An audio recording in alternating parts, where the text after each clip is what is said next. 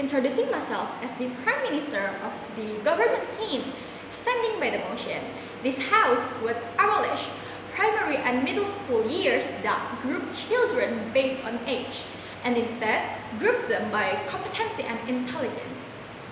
As the Prime Minister of the government team, I agree with these motions. But before that, I would define what we mean by grouping kids in competency and intelligence. Competency and intelligence here is not an academic intelligence, academic value such as how fast a children do a math problem, how fast a children understand a physics problem, and something like that. But the competency and intelligence here is about how fast a kid catching an information on their brain and how fast they could solve a problem in the right way. And in order to do that, we, the government team as the government who has the power to change the educational system through the Minister of Education, we would apply the scholastic test to the students before they enter primary school and the middle school as well. So the scholastic test is not only for the senior high school students and the college students. And this basic competency test would categorize students into several competency and intelligence. We knew it as the category of how fast someone's brain catches the information and solve a problem. So it's not an academic test because we believe that the academic results only cannot be a valid data to categorize someone's competency and intelligence level. And I assume the opposition team would ask, what if someone who had to do the test, who had the responsibilities, didn't do the test correctly like the government proposed, and instead applying the academic test with alibi. Academic is worth over everything. Academic is the only way we could categorize a student. That old school mindset things. First thing first, we agree about the first concern of the opposition team, because and we cannot give any guarantee that things like that wouldn't happen 100%. But we, the government, had enough mechanism through the Ministry of Law, Human Rights, and Ministry of Education, which are having enough rules, laws, and regulations to handle situation like that. But enough of the preventive act. Before we talk about the preventive act more, because it's out of our leisure here, we had to give our trust to the teacher who do that they would do that correctly just as the government proposed. And to prevent something like that as well, we believe that primary school needs counseling teacher as well, and not only the junior high, not only the middle school, not only the senior high, but the primary school needs that as well.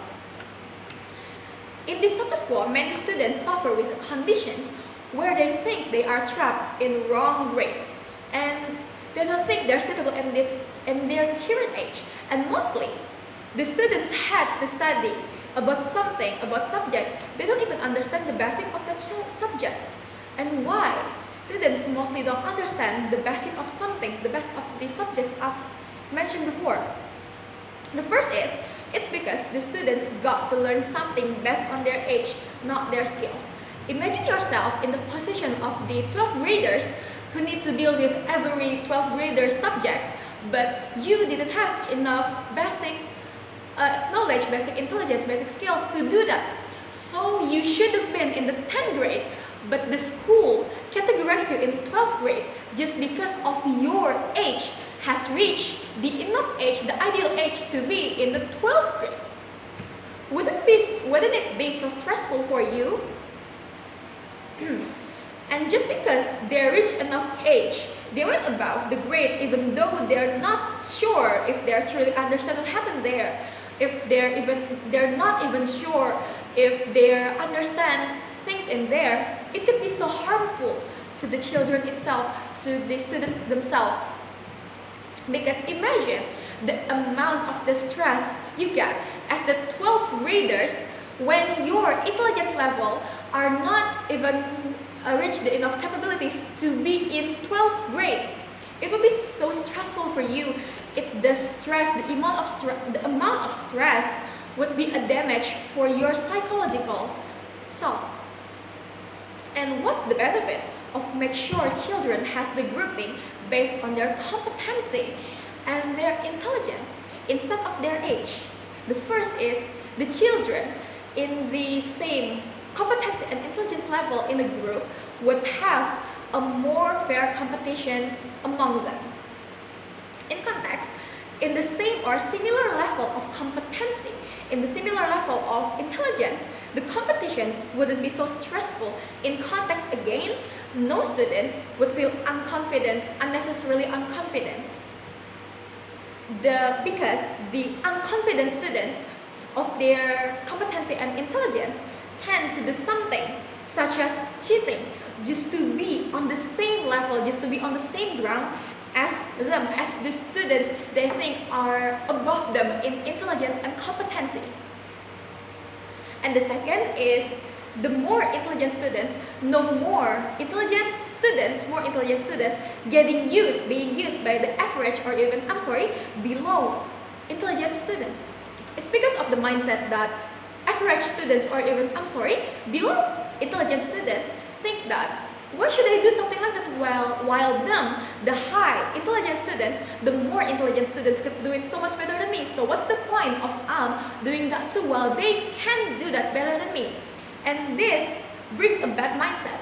It's the bad things about grouping by age. It brings the bad mindsets where students think that is their final level, that they cannot grow anymore because they see their surroundings are filled with more and more intelligent students, more than them.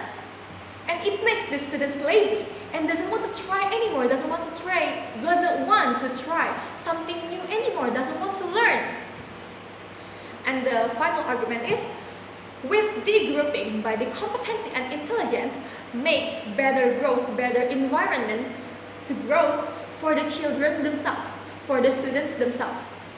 We can see that like in the senior high school and the college, while the students are grouping by their competency, their skills and their passions, which they are more happy with things they study and not study something in general, like in the middle school and in the primary school, well, they had to do everything perfectly just to be labeled as the high competency and intelligent students. So, for us, as the government, we believe that it's better to group them by competency and intelligence instead of grouping them by age. And ideal scenario of this is the teacher will be easier to accommodate teaching technique, teaching method, which are suits the learning styles of each eccentric students. While these things also build a better learning environment, so there is no discrimination among the students. So it's also bring the better education system for all of us to growing all together based on our own eccentric skill, passion, and competency. That's all from me. Thank you.